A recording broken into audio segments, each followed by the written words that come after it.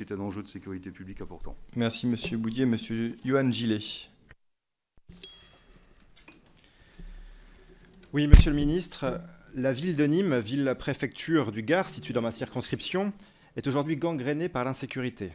Fin août, dans le quartier du Chemin Bas d'Avignon, un homme, sous contrôle judiciaire depuis plus de 2 ans, a percuté violemment une femme qui s'est retrouvée écrasée contre un mur.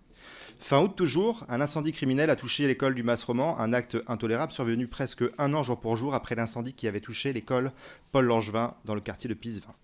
Il y a une dizaine de jours, une jeune femme était agressée sexuellement en pleine rue par un mineur isolé. Les trafics de stupéfiants sont présents dans toute la ville, au quotidien.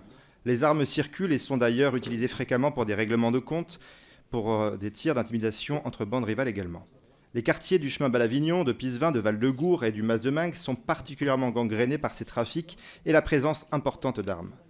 Les quartiers résidentiels autour de ces quartiers, eux aussi, comme le centre-ville et également les villages voisins, sont impactés fortement par la criminalité. Les homicides ou tentatives se multiplient à Nîmes. Je n'exagère pas la situation, Monsieur le Ministre.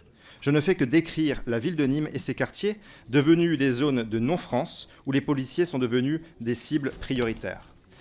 Les services de secours et professionnels de santé sont depuis des années régulièrement contraints d'y être protégés pour pouvoir intervenir. Les facteurs font quant à eux leur travail avec la crainte de se faire agresser. Les caillassages de bus du réseau de transport sont nombreux, contraignant régulièrement les chauffeurs à exercer leur droit de retrait.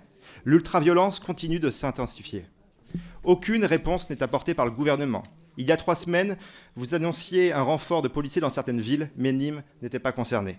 Je profite de vous avoir en face, Monsieur le Ministre, pour vous rappeler qu'en juillet dernier, le parlementaire que je suis, qui a un rôle de contrôle de l'action gouvernementale, vous a demandé un certain nombre de données chiffrées sur l'insécurité de ma circonscription et qu'à ce jour, vous n'avez pas daigné me répondre. Alors bien sûr, vous me répondrez avec des chiffres, ceux des postes supplémentaires de ces dernières années.